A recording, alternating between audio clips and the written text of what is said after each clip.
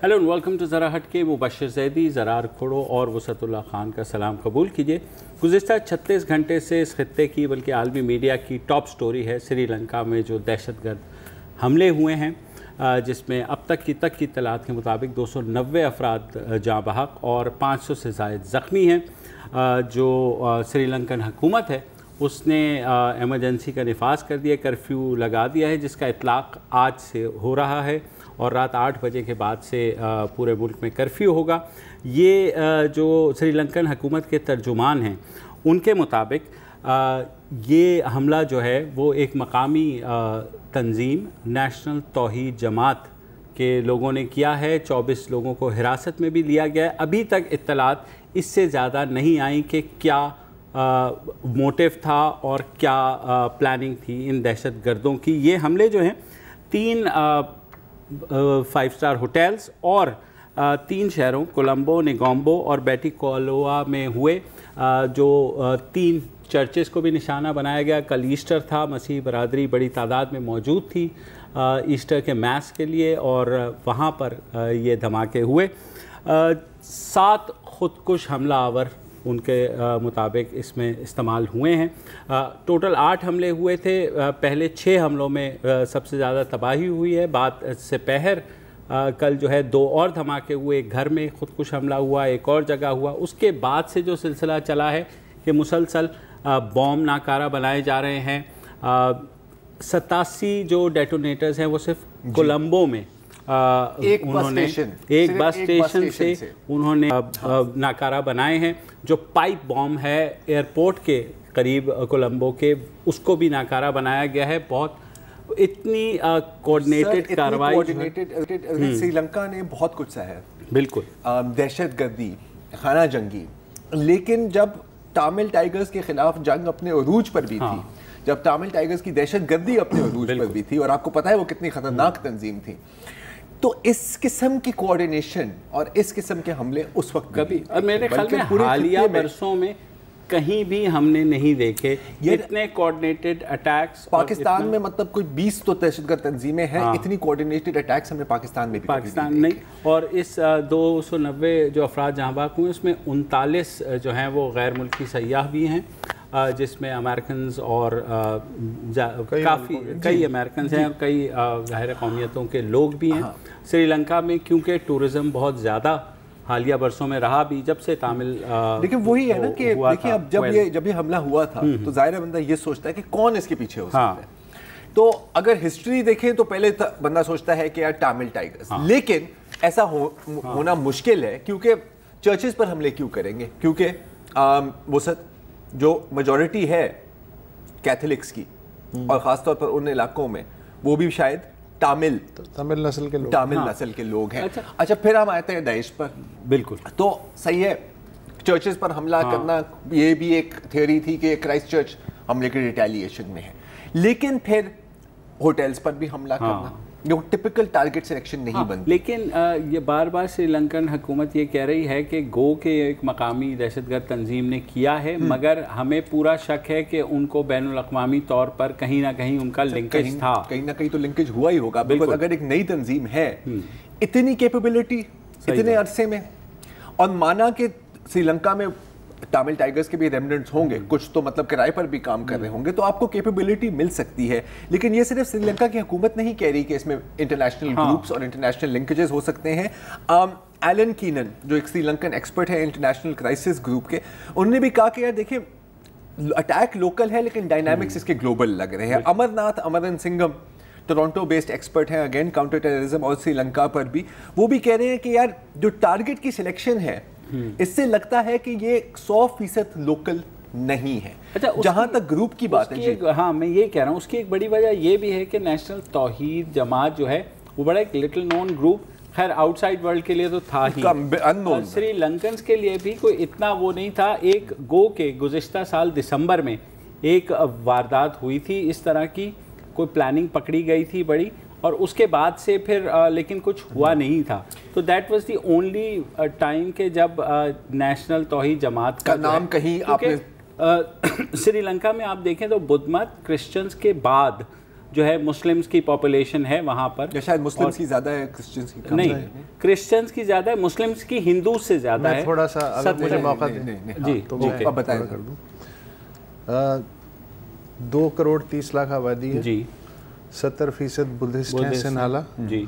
15% تامل ہیں, 9% مسلمان ہیں, 6% کرسچن ہیں, اور تاملز کی اکثریت ہندو ہے. اچھا, دوسرے یہ ہے کہ یہ آپ لوگ, اور اب ظاہر ہے یہ پاسبل ہے کہ انٹرنیشنل کنیکشنز بھی ہوں ٹیررزم میں, لوکل گروپس بھی انوالو ہوں جیسا کہ طریقہ ہے, لیکن میرے خیال میں جو بنیادی وجہ یہ ہے, سری لنکا پہ کل جو برا وقت آیا ہے, میرے لیے سب سے بڑی وجہ یہ نہیں ہے کہ کون اس میں انوالو ہے.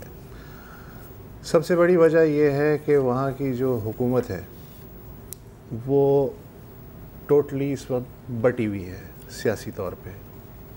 صدر اور وزیر اعظم رانیل وکرما سنگھے اور صدر سرسینا وہ ایک دوسرے سے آنکھ ملا کے بات نہیں کرتے پچھلے کئی مہینوں سے.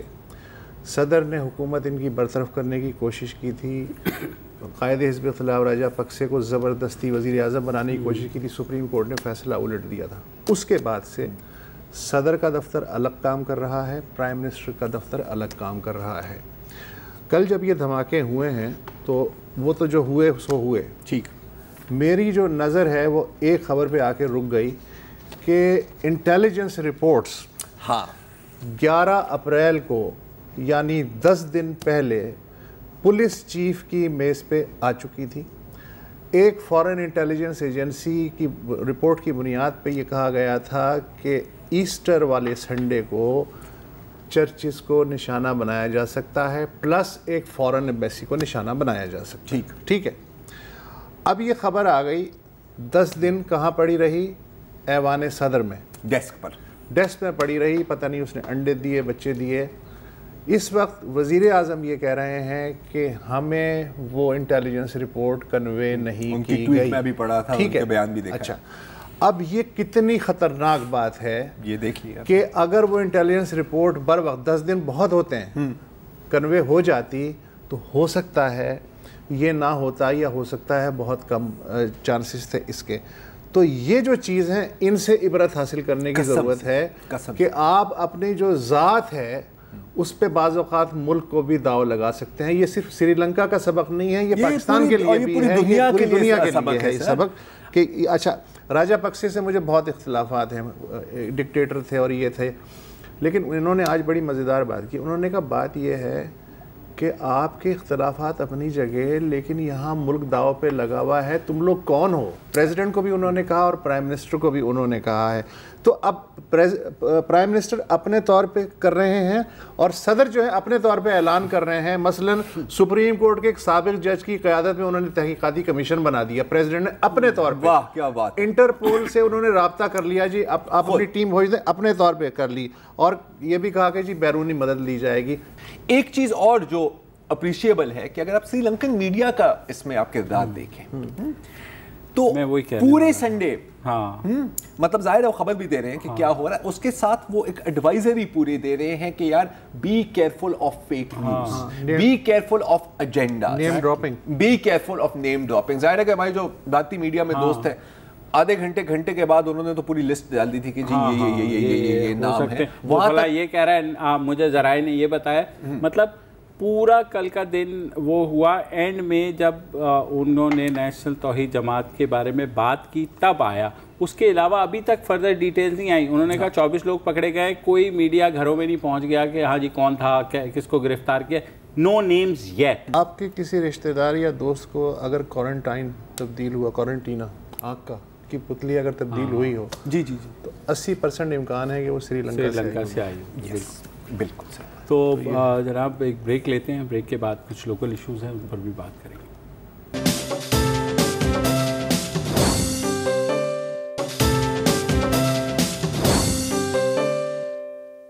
میری بیٹی چلی گئی,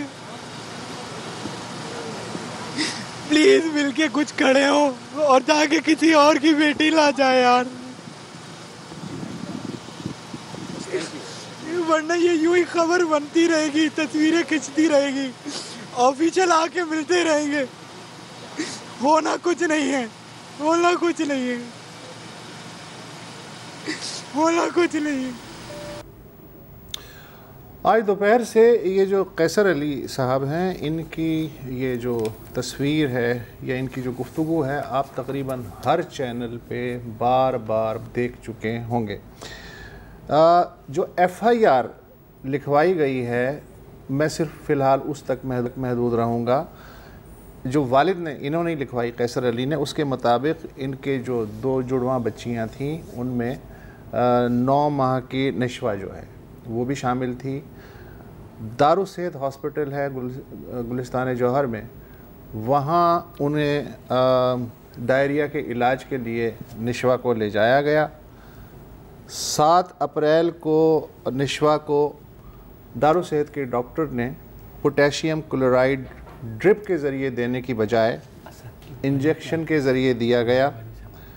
बच्ची नीली पड़ गई, सांस उखड़ने लगी, ICU शिफ्ट किया गया। 45 मिनट तक CPR के ज़रिए तनफ़ुज़ बहाल करने के लिए वेंटिलेटर लगा दिया गया। 5 दिन बाद डॉक्टरों ने वेंटिलेटर हटाया और कहा कि CPR की वजह से ऑक्सीजन सप्लाई में कमी के सबब नशवा को दिमागी चोट आई है। CT स्कैन के मुताबिक बच्ची के हाथ, पाँव, मुंह और आँखें मफलूज हो चुके हैं। बाद अज़ां वालिदैन ने लियाकत नेशनल हॉस्पिटल शिफ्ट किया। आज नशवा के फेफड़े मुकम्मल तौर पे जवाब दे गए और सुबह इंतकाल हो गया। पुलिस ने कल दारुसेहत के 3 स्टाफ मेंबर्स को हिरासत में ले लिया और आज सिंध असम्बली में भी नशवा का मसला पहुंचा और वहां फातिहा पड़ी।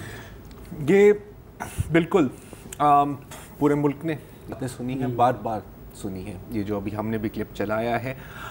और इनके पीछे कोई शायद 10,000 20,000 लाख और आवाज़ें होंगी बिल्कुल इनकी तरह, जो आपको कभी सुनाई नहीं देंगी। सबके सब victims of medical malpractice Pakistan में। अगर ये ख़बरें हमारे तक आती हैं अब, तो ये मीडिया और सोशल मीडिया की वजह से आती हैं। हर खबर में सदाकत नहीं होती, लेकिन अक्सर ऐसे सिचुएशंस फिर हम देखते हैं। जहाँ तक मेडिकल मैल प्रैक्टिस की बात, आप कुछ कहना चाहते हैं? मैं इसमें थोड़ी सी ऐड करूँगा। जो इनिशियल तहकीकात हुई हैं, और मैं सिंध हेल्थ कमीशन जो कि सुपरवाइज भी करता है सारी, उन्होंने कहा कि हमने इस पे ये फाइंड आउट किया है कि वहाँ जिसने इंजेक्शन लगाया वो बेसिकली एक मिडवाइफ थी। वो नहीं, मिडवाइफ थी, वो नर्स नहीं थी, ठीक है। तो मिडवाइफ ने लगाया, फिर कनोला में डायरेक्ट लगाया, जबकि वहाँ लगाना चाहिए था आपको ड्रिप में। दूसरी जो उन्होंने बात की कि वहाँ इंजेक्शंस जो हैं उन पे कोई टैगिंग नहीं थी, मतलब बस पड़े हुए। हाँ, और कुछ हमारे क्योंकि जानने वाले वहाँ काम भी करते हैं, कहा तो मैंने पता किया तो उन्होंने कहा डॉक्टर्स का अमूमन ये होता है, और इस सेंटर के हवाले से मैं बता रहा हूँ कि वो किसी को भी कहते हैं कि यार बच्ची को जा कर के इंजेक्शन लगा दो और वो फला वाला लगा देना। अब डोजेज उसकी ओवरडोज हुई KCl की, पोटेशियम क्लोराइड का जो इंजेक्शन है। क्या है? हाँ, केस हिस्ट्री उसकी ये थी कि डायरिया था तो जाहिर है आपके इलेक्ट्रोलाइट्स ख़त्म हो जाते हैं, ठीक है। तो आप KCl which is potassium chloride, आप उसकी डोज लगाते हैं ताकि वो इलेक्ट्रोलाइट डिहाइड्रेशन के बायस आपकी जो नमकियात और दूसरे इलेक्ट्रोलाइट्स ख़त्म हो जाते हैं, वो रिवाइव हो जाए। तो वो उन्होंने क्या किया कि उसकी ओवरडोज लगाई। अब उन्होंने अपनी तरफ से एक एडल्ट डोज दी, ठीक है, जबकि वो 9 माह की बच्ची को एडल्ट डोज। और दूसरी ये है कि जो नॉर्मली होता है, अब आपने पता नहीं देखा होगा खान वगैरह में भी कहीं, कि वो अब जब ड्रिप लगी होती है वो नॉर्मली इंजेक्शन उसी में लगा जी। इन्होंने क्या किया, ड्रिप बंद करके कनोला में डायरेक्ट ही उसको डोज दे दी, और वो भी एडल्ट, और वो जिसकी वजह से 70% उसका ब्रेन ख़त्म हुआ, टोटल पैरालिसिस हो गया। 7 तारीख को डोज दी गई थी, आज 2 हफ्ते के बाद शी पास्ट अवे। तो इसके ऊपर अब हेल्थ कमीशन वालों से ज़ाहिर है पूछ रहे हैं कि जनाब आपने क्या किया, तो उन्होंने कहा जनाब हमने जो है बुलाया उनको, एडमिनिस्ट्रेशन को, जो मालिक थे उन्होंने, जो CEO थे उन्होंने आज इस्तीफ़ा दे दिया। ओ क्या बात है, मतलब देखिए बहुत खूब। ज़ाहिर अच्छा कि मैं तो निकलूँ। बल्कि 3-4 दिन पहले दारुल सेहत में नशवा के लिए यौम दुआ भी हुआ। हाँ, तो बस फिर बात खत्म हो गई नहीं यहाँ पे इतना काम किया, क्योंकि निशवा को उस वक्त तक लियाकत नेशनल ले गए थे ना, तो वो तो वहाँ पे जाहिर है, तो दुआ करना बनता है जब वो ओवरडोज के बाद अगेन अगर बंदा कहे ना कि ये एक टिप ऑफ द आइसबर्ग है, ये भी गलत है। ये टिप ऑफ द आइसबर्ग की टिप है जो आपको आज थोड़ी सी एक झलकी पिछले 3-4 दिनों में उसकी नज़र आई है। किस किस्म की मेडिकल मैल प्रैक्टिस होती है कॉमनली पाकिस्तान में, तो शहरों की तो बात अलग है, कभी देहात में देखें क्या होता है। ग्लव्स ऑपरेशन के बाद या सर्जिकल इंस्ट्रूमेंट्स अंदर रह गए, ठीक है। एक पैर पे ऑपरेशन करना था, एम्पुटेशन करनी थी, हटाना था, दूसरे पैर को हटा दिया। अच्छा, अनट्रेन्ड स्टाफ, जैसे आपने कहा कि मिडवाइफ, अच्छा एक्सपायर्ड, तो अपनी जगह गलत दवा देनी, गलत वैक्सीन देनी जो भी जानलेवा हो सकती है।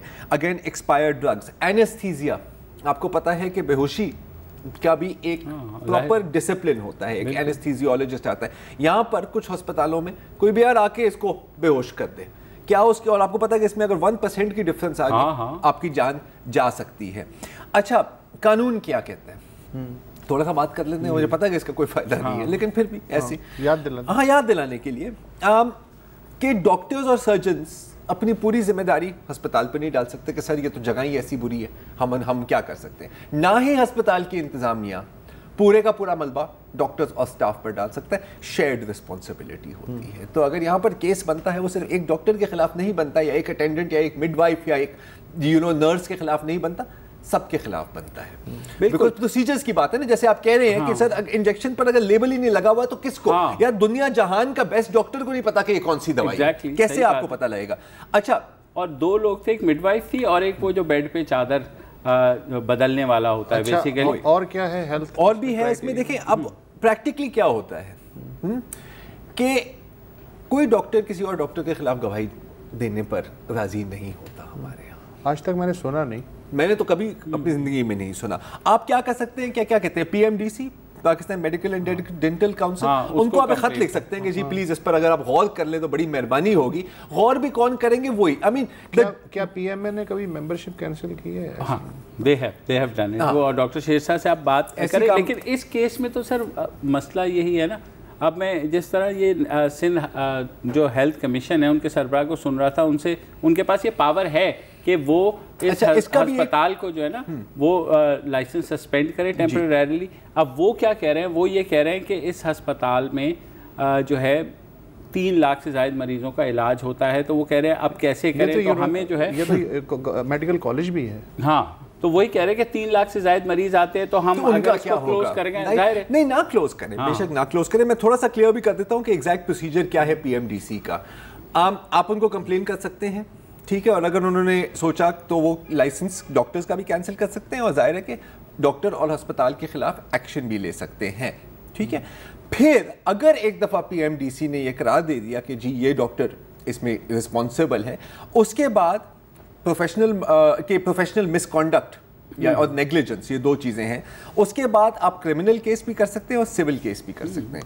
Section 318 Pakistan penal code, PPC 1860, मैं वैसे नाम ही ले रहा हूँ, उसमें डिटेल जाने की क्या जरूरत गई है, वो ऑफिशियल सिंध हेल्थ कमीशन की जानिब से गई है, इंडिविजुअल की जानिब से नहीं गई है।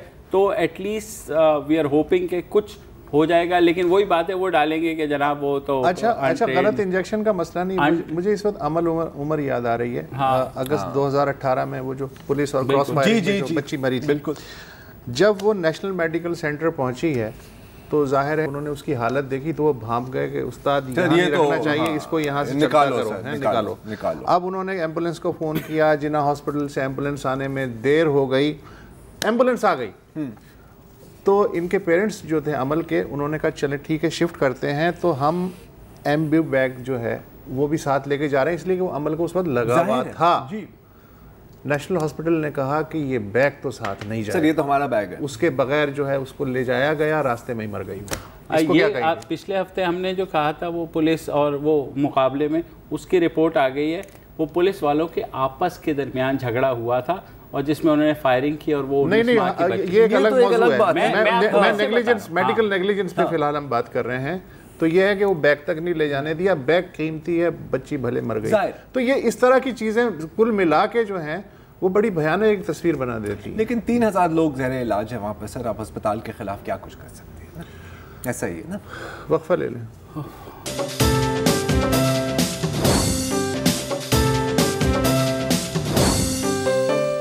Welcome back. और निशवा की हम बात कर रहे थे तो साथ ही कल एक और ख़बर आई तशवीशनाक कि एक बच्ची है इस्मत खान रेजो, 22 साल उसकी उम्र थी।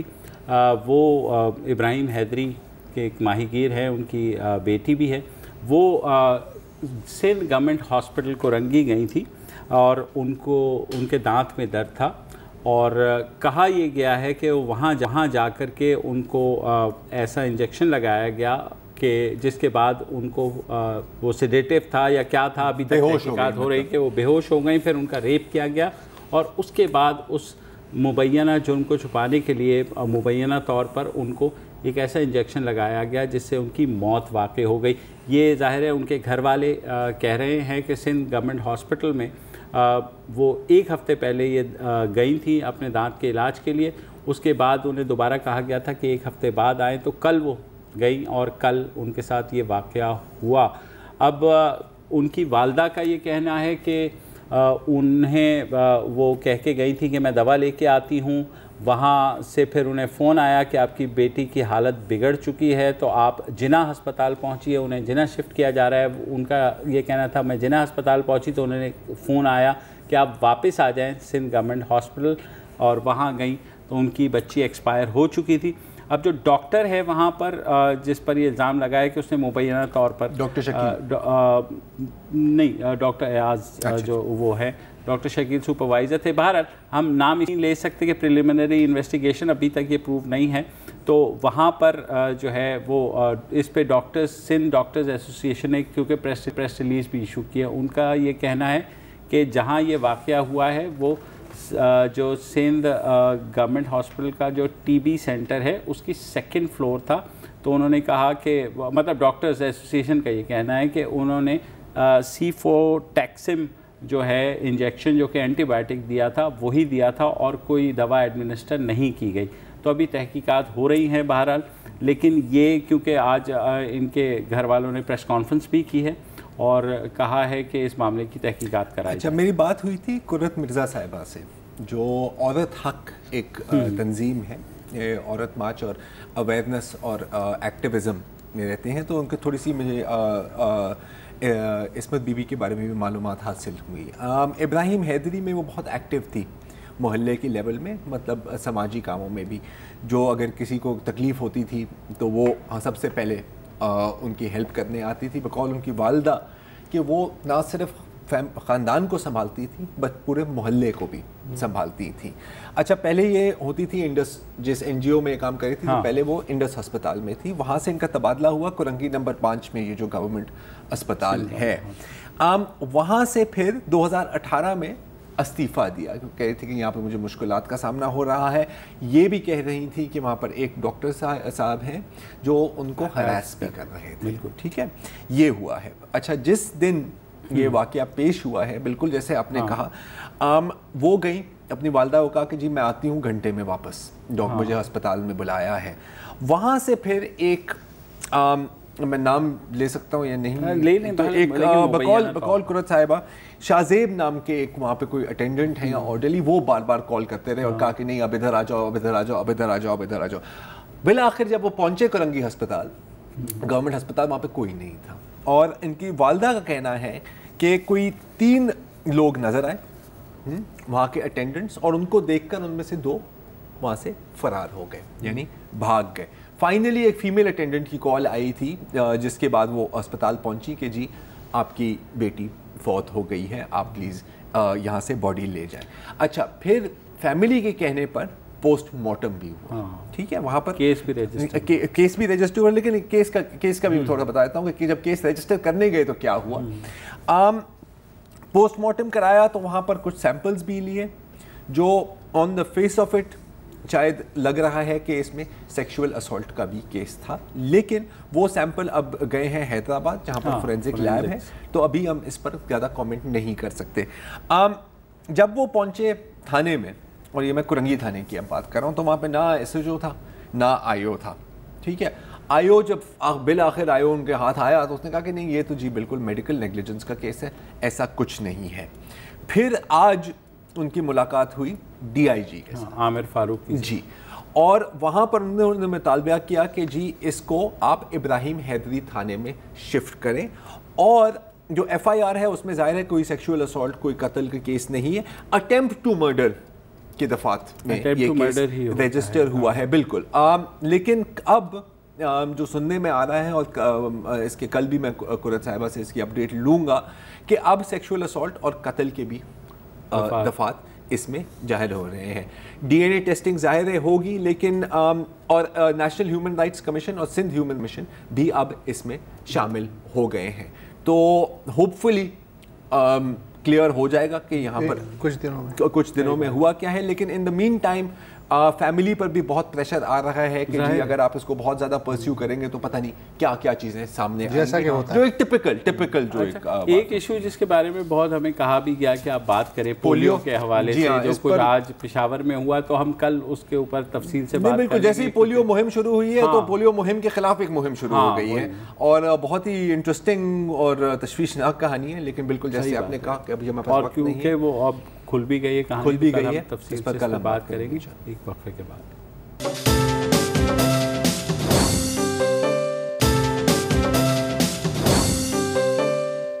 ویلکم بیک جی. اور جیسے آپ کو پتہ ہے پاکستان کے وزیر اعظم عمران خان اپنے 2 روزہ دورہ ایران کے 2 روزہ دورے کو مکمل کر کر واپس پاکستان آ گئے ہیں. یہ کافی اہم دورہ تھا, کیونکہ جب سے سعودی عرب سے لمبے نوٹ آنے لگے ہیں ہمارے پاس, اور پھر کراؤن پرنس سلمان صاحب بھی پاکستان آئے تھے, تو ایک کافی فکر تھی بہت حلقوں میں ہمارے میں بھی کہ جو بیلنس, ایک روایتی بیلنس رکھنے کی کوشش کی ہے ہم نے, جو مڈل ایسٹ کے جو 2 بیسٹ فرینڈز ہیں سعودی عرب اور ایران کے بیچ میں, تو وہ کہیں تھوڑا سا اوپر نیچے نہ ہو. عمران خان صاحب نے جانا تو جنوری میں تھا, لیکن پھر وہ وزٹ پوسٹ پون ہو گئی کیونکہ ولی عہد آ رہے تھے. کیونکہ ولی عہد آ رہے تھے نا سر, ایسا تو نہیں ہو سکتا نا. تو اس دفعہ بہت ہی ایک ہائی پاور ڈیلیگیشن لے کے وہ گئے ہیں ایران. اور ہائی پاور ڈیلیگیشن میں کون تھا؟ وزیر انسانی حقوق شیریں مزاری صاحبہ, وزیر جہاز رانی جناب علی زیدی, مشیر تجارت رزاق داؤد صاحب, سمندر پار پاکستانیوں کے امور کے معاون خصوصی زلفی بخاری, مشیر صحت ڈاکٹر ظفر مرزا, اور مشیر پیٹرولیم ندیم بابر صاحب. جو مسنگ ہیں وہ وزیر خارجہ شاہ محمود قریشی ہیں, حالانکہ بیرونی دورہ تھا لیکن وہ مسنگ ہیں. اب مسنگ شاید اس لیے ہیں کہ عمران خان صاحب کے دورے سے صرف 2 دن پہلے یعنی جمعرات کو انہوں نے اس دورے کے لیے فضا بہتر بنانے کے لیے ماحول ایک بیان دیا تھا. اچھا, وہ بیان جو ہے وہ حق پہ بھی تھا, اس لیے کہ مکران میں 14 پاکستانی جو فوجی ہیں ان کو اتار کے مارا گیا تھا, اور سیدھا انہوں نے کہا جی کہ جنہوں نے یہ مارا ہے بلوچ رہدگی پسند, ان کے ٹھکانے جو ہیں سرحد پار ہیں, اور ہم نے نشاندہی بھی کی ہے, تو آپ ان کو دیکھیں.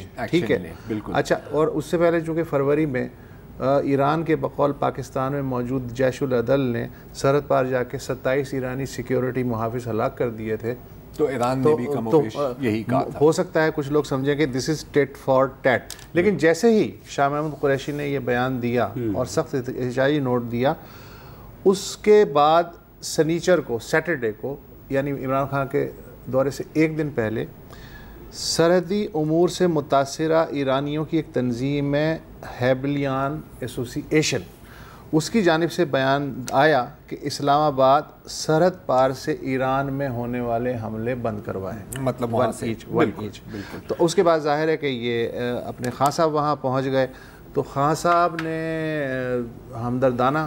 بالکل. اچھا, خان صاحب کا ایک شارٹ چل رہا ہے ہر جگہ سوشل میڈیا پر, وہ تھوڑا سا اس کی بیک گراؤنڈ بھی یہی ہے, تو یہ بھی ہمیں دیکھنا چاہیے. تو میں نے وہ تھوڑا سا پہلے سے اس کا کٹنگ کی ہے, صرف وہ اس کا نہیں, تو ایک دفعہ سن لیں کہ انہوں نے کیا کہا تھا. Just a few days back, 3 or 4 days back, we have 14 of our security personnel were killed by terrorists in Balochistan, and I know that Iran has suffered from terrorism, which are from groups operating from within Pakistan. So the security chief will be sitting with his counterpart here, and today they will be discussing ways of cooperation, and so that we have trust in each other that both countries will not allow any terrorist activity from their soil, and we hope that this will build confidence between us. تو یہ انہوں نے کہا ہے کوئی غلط بات نہیں ہے, اور کیونکہ ان کا صرف سیکنڈ ہاف چل رہا ہے سارٹ کا ہر جگہ, تو میں نے کہا پورا سارٹ چلا دیں تاکہ کوئی یہ نہ کہے کہ یار غدار ہو, کیونکہ یہ بہت بری عادت ہے ہماری نا, ہم 2 سیکنڈ کے بعد بندوں کو غدار کر دیتے ہیں. مجھے اچھی لگی کہ ایٹ لیسٹ اوپن میں آ کر کے دونوں ایک چیزوں پہ, کیونکہ ایشوز دیکھو دونوں سائڈ پہ ہیں بالکل, اور ظاہر ہے سرحدی علاقوں پہ نہ وہاں ایران کا کنٹرول ہے اور نہ یہاں پاکستان کا کنٹرول ہے. بالکل. اچھا, اور پھر ان چیزوں کو ایکسپلائٹ کیا جاتا ہے. اچھا, مجھے 2 پوائنٹ جو ہیں بڑے امپورٹنٹ اور انٹرسٹنگ لگے ہیں. یہ جو مشترکہ اعلامیہ سے پہلے جو پریزیڈنٹ حسن روحانی اور انہوں نے بات کی پریس سے, چابہار اور گوادر کا ریل لنک اسٹیبلش کیا جائے گا. بالکل. اب گوادر میں سعودی ریفائنری جو ہے اس میں انویسٹمنٹ, بھاری انویسٹمنٹ ہو رہی ہے. پھر حسن روحانی نے کہا کسی تیسرے ملک کو باہمی تعلقات بگاڑنے کی اجازت نہیں دی جا سکتی. بالکل. ظاہر ہے پولینڈ کی طرف تو اشارہ ہو سکتا ہے, ٹھیک ہے. مطلب اچھا, پھر ایک بارٹر کمیٹی بنائی جا رہی ہے.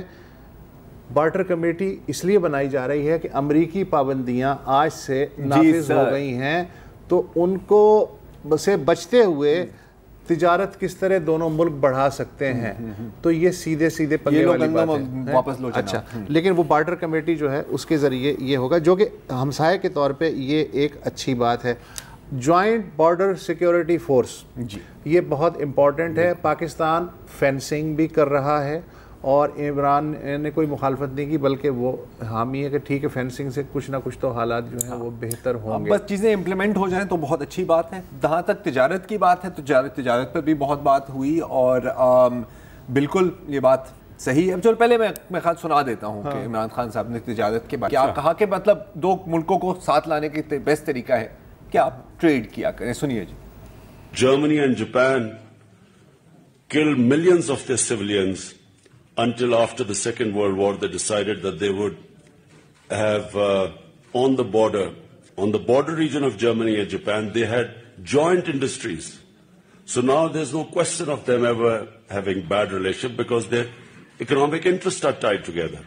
اچھا, بات 100% صحیح ہے, لیکن شاید جرمنی اور جاپان کی بات نہیں ہو رہی ہے, جرمنی اور فرانس کی بات. لیکن جب آپ مطلب لائٹ آف سپیڈ پر سوچ رہے ہوتے ہیں نا, تو اس طرح کے چھوٹے موٹے بات ہو جاتے ہیں. لیکن بات صحیح ہے, مجھے بات صحیح ہے. وہ میرا خیال ہے جرمنی اور فرانس کہنا چاہ رہے ہیں. جرمنی اور فرانس ہی کہہ رہا تھا, جرمنی اور جاپان ہی کہہ رہا تھا. لیکن مجھے اسی بات وہ بارڈر بنانا تھوڑا مشکل ہے. پہلے ہم بات کر رہے تھے نا کہ لٹل بٹ اپریہنسو کہ بھئی عمران نے وہاں انگریزی میں کیوں تقریر کی. اس کے بعد مجھے لگا کہ صحیح کیا, کیونکہ ایرانیوں کو سمجھ نہیں آیا ہوگا. اس لیے کہ وہ تو فارسی میں بات کر رہے تھے نا, اگر خان صاحب اردو میں بات کرتے تو ترجمہ تو اس کا بھی ہوتا. بات تو صحیح ہے, انگریزی کا بھی ترجمہ ہوا. اس میں آپ کہہ سکتے ہو کہ ترجمہ غلط ہے. چھوٹے چھوٹے کامن سینس کے پوائنٹس ہیں. کوئی بات نہیں سر, اگلے دورے میں میرا خیال رکھیں. 100%. فی الحال اجازت دیجیے, خدا حافظ.